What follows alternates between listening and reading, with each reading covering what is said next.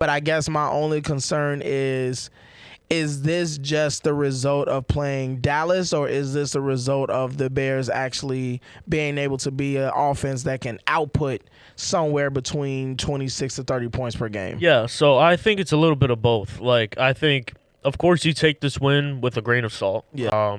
I knew they were at the bottom. Yeah, I think after this week, I'm pretty sure they hit rock bottom. They are the worst? Okay.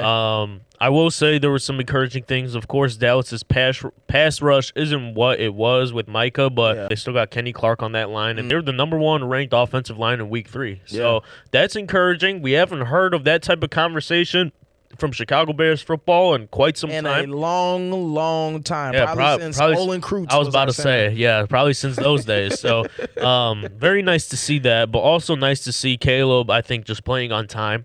Yes. We saw him hit. Of course, we had the creativeness of Ben Johnson hitting Luther Burden on that flea flicker. Yeah. DeAndre Swift almost messed up that entire play, but I see what he's doing this game. I need to see it more consistently. Yeah. Like, this is why I'm trying to tell anybody I'm talking to that's a Bears fan, like, be happy with the win. Yeah. Yeah. And that's what I meant by, like, that's why I was, like, trying to engage the conversation. I think this is going to be what we're going to find this out in the next 4 games. Okay. Like, I think, of course, they have Maxx Crosby on the other side of the ball.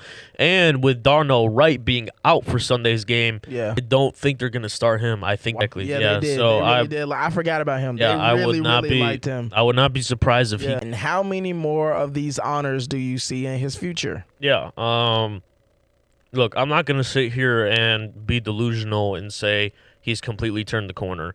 What I have been saying is that he's been showing growth week to week. Yes. And I think that's what the expectation is for that Bears fans should be setting on Caleb Williams this week or this year, is that we need to see growth week to week to week, right? At least be 1% better than we were yesterday type of thing. So I definitely saw that from Caleb from week 1 to week 2, and especially week 2 to week 3. Can we see it again from week 3 to week 4? I think is the big question. I believe we can.